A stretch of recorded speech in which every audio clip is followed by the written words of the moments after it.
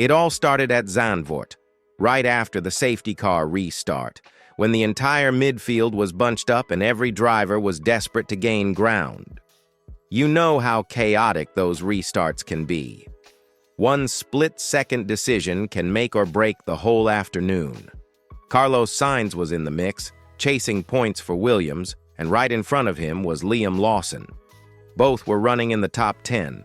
Both had something to fight for, and neither wanted to give an inch.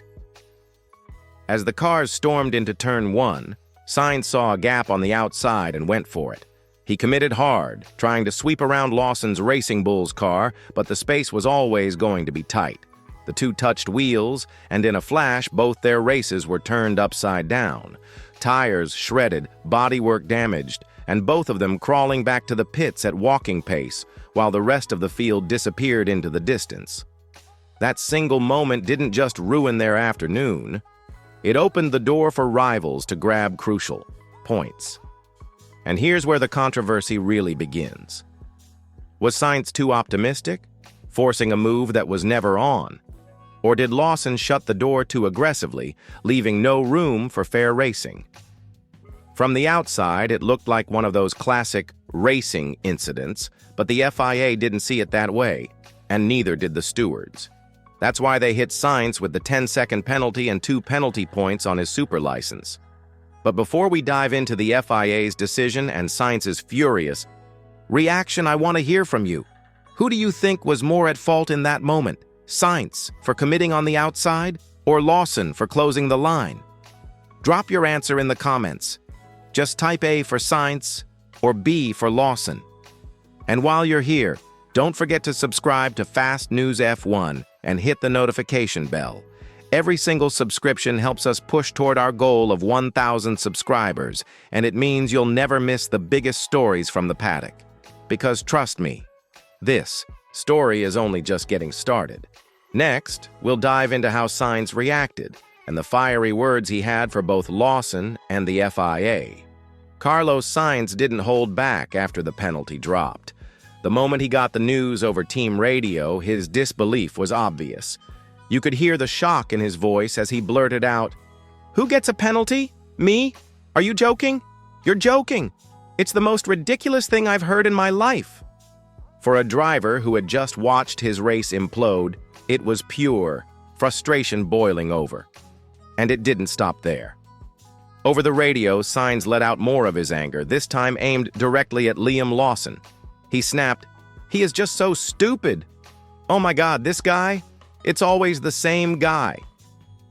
Those are the kinds of words you say when you feel robbed, when the heat of the moment pushes emotion past reason. Whether or not you agree with him, you can't deny it shows just how much the penalty stung. After the race, his mood hadn't softened. Speaking to the media, Sainz called the decision a complete joke, arguing that he had executed one of his best weekends of the year only to have it ripped away by what he saw as an unfair ruling. He even mentioned wanting to take his case directly to the stewards, saying, "Make sure we go visit them after the race. I want to have a talk with them." For Sainz, this wasn't just about one penalty. It was about respect, fairness, and his standing in the championship. But here's the thing. Fiery words like these can cut both ways. On one hand, they show passion, which fans often love to see. On the other, they can make a driver look desperate, especially when the evidence doesn't line up with the outrage. So let me ask you, if you were in Sainz's shoes, would you have reacted the same way? Or do you think he let his emotions take over too much? Drop your take in the comments. I'll be reading through to see how divided fans really are on this. And remember, if you're enjoying this breakdown, hit that subscribe button and help us reach our goal of 1,000 subscribers. It really makes a difference. Because up next, we're digging into the FIA's explanation, the rulebook chapter and verse, and whether their reasoning actually holds up. Now let's break down exactly why the stewards handed Sainz that 10-second penalty and 2 points on his super license. Formula One has rules for a reason, and this one comes straight from the corner overtaking regulations. According to the stewards, Sainz attempted the move on Lawson from the outside of turn 1. The rulebook is clear. When you're trying to overtake from the outside, your front axle has to be ahead of the car you're passing at the apex. That didn't happen here. Lawson had the right to the corner, meaning he was entitled to take the racing line into turn 1. Sainz tried to stay on the outside, collided with Lawson, and the stewards judged him wholly or predominantly to blame for the incident. That's the official language used, and it's why the penalty was applied so strictly. Essentially, it's not just about who made contact, it's about whether you had the proper positioning and control to complete the move safely. Now, I get it. Hearing all that can feel complicated. But in simple terms, Sainz committed to a risky outside move without being sufficiently ahead. The contact wasn't just unlucky, it broke one of the basic overtaking rules. And while some fans might see it as a racing incident, and there's certainly room for debate, the stewards followed the book to the letter. Here's a quick yes/no for you while we digest this. Do you understand the rule now? Type yes or no in the comments. I'd love to see if this explanation cleared things up.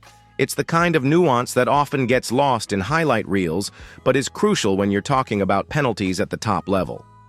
It's also worth noting that the stewards weren't being unusually harsh. They cited other incidents where similar principles were enforced. The difference here is that Sainz didn't have any room for error. The apex positioning just wasn't there, and the resulting collision meant points lost for both drivers. And this isn't just about one move. These rules shape how drivers approach every single overtake. Being on the outside isn't a free pass. You have to be ahead or pull back.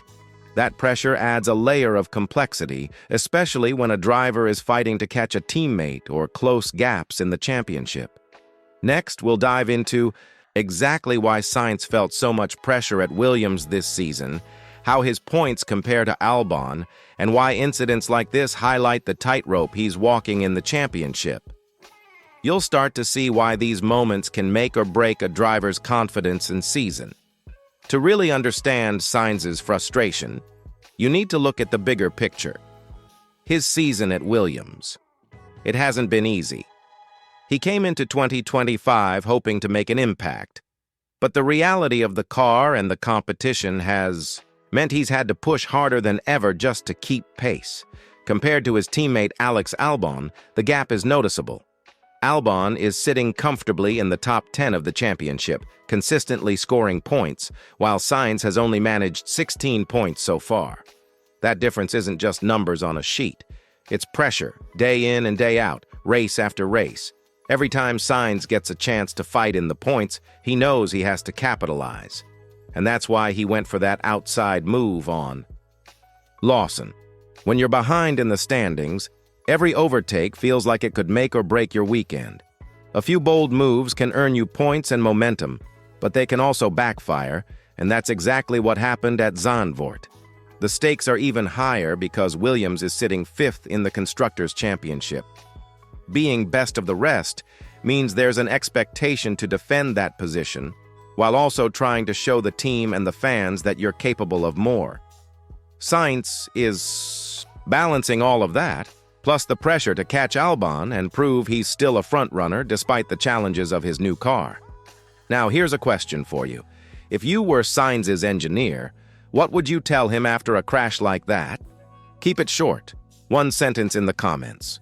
I'm curious to see how you'd balance encouragement with tough reality.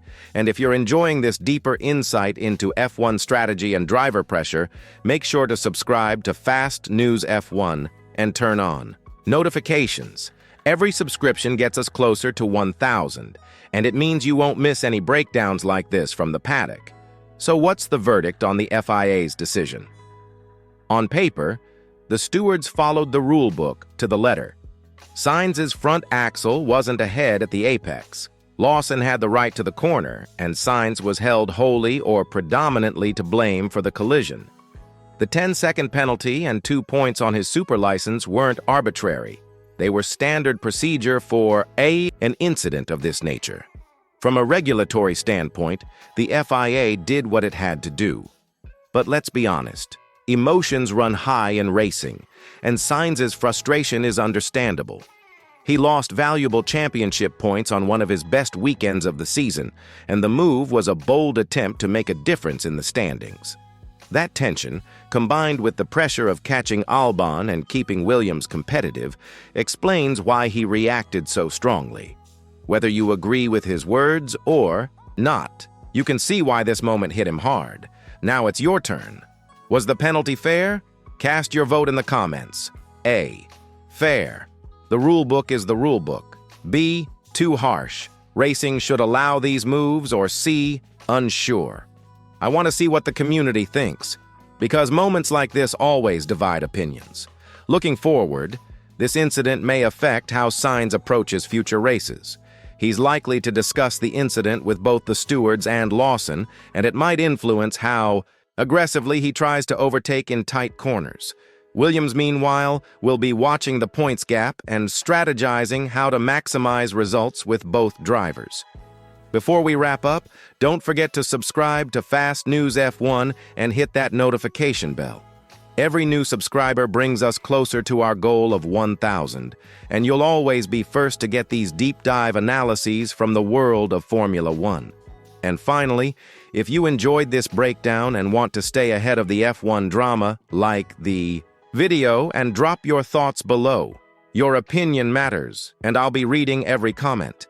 That's it for Zandvoort, the Sainz-Lawson clash, and the FIA verdict. The season is far from over, and we'll be watching every move closely.